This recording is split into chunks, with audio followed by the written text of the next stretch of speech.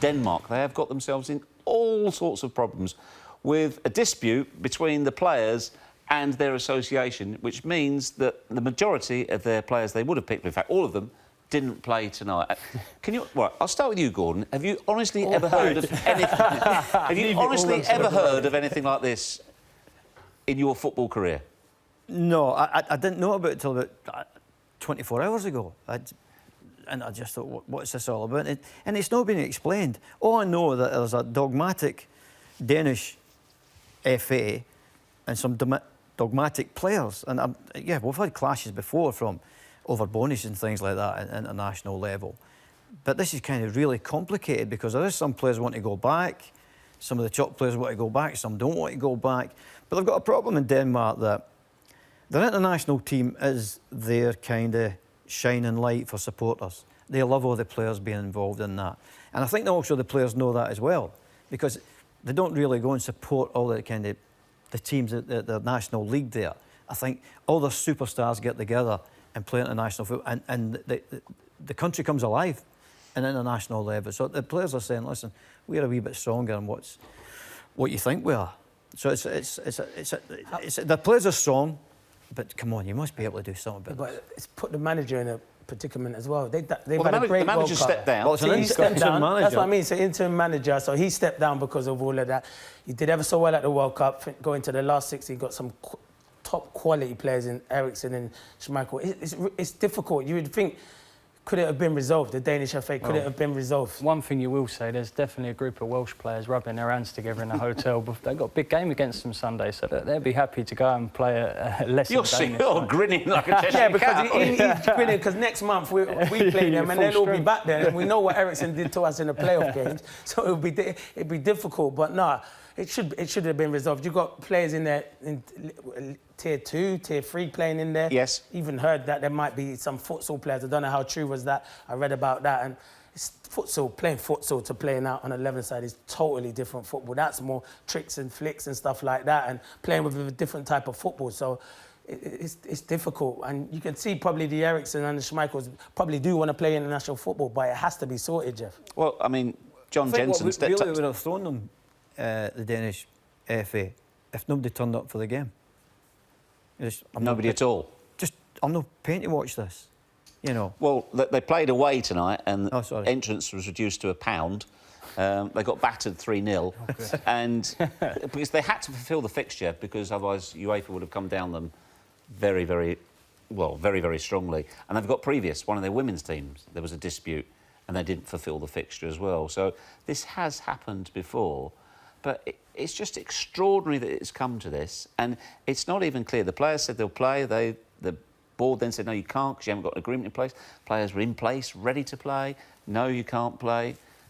And this is where we are.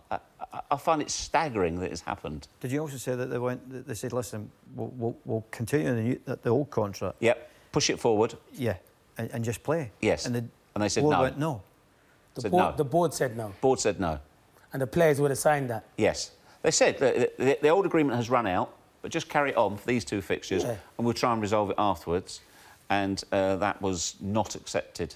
I think that's where you got non-football people involved at high levels, obviously. You think, Gordon's already touched on it, this is a team who must inspire a nation. Imagine when all the big hitters get together and they play in their home country, and these young kids get a chance to go and watch them play. Players who they will never see, hardly ever, maybe 2-3 times a year.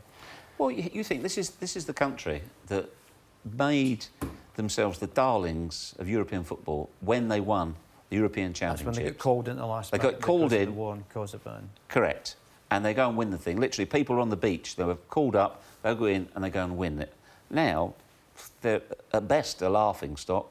At worst, people just shaking their heads saying they can't get their act together. Yeah, we'll have to live with that. How much damage has this done? I mean, not just for the fixture against Wales.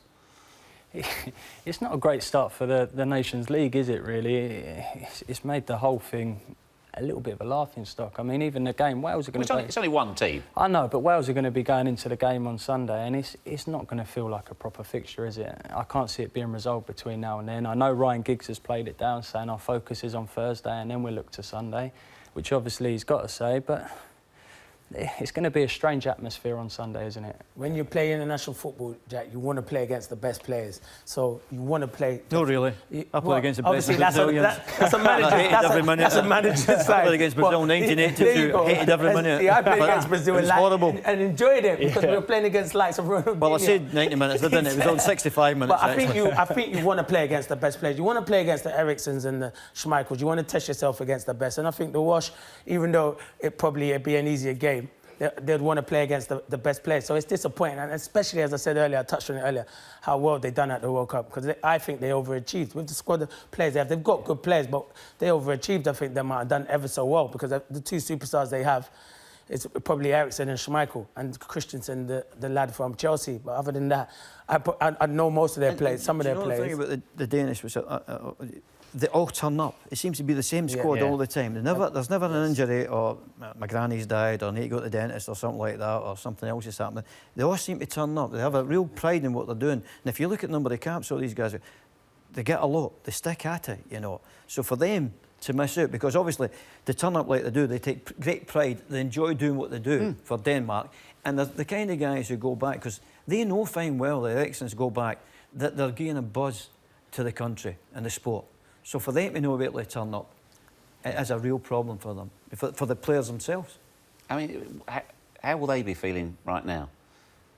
They're desperate to play, offered to play, told no thanks. Well, I think the people at the top are causing themselves a problem, because the SFA was okay because everybody, the people at the top were fine people. So there was a kind of connection with that. If they disconnect away at the top, there is a real problem there. When you disconnect from the people who are running it, you have this kind of, there's no that bond anymore. There can be a real problem if you're not fully tuned to what you want to do. OK, I can see Jack grinning on my left.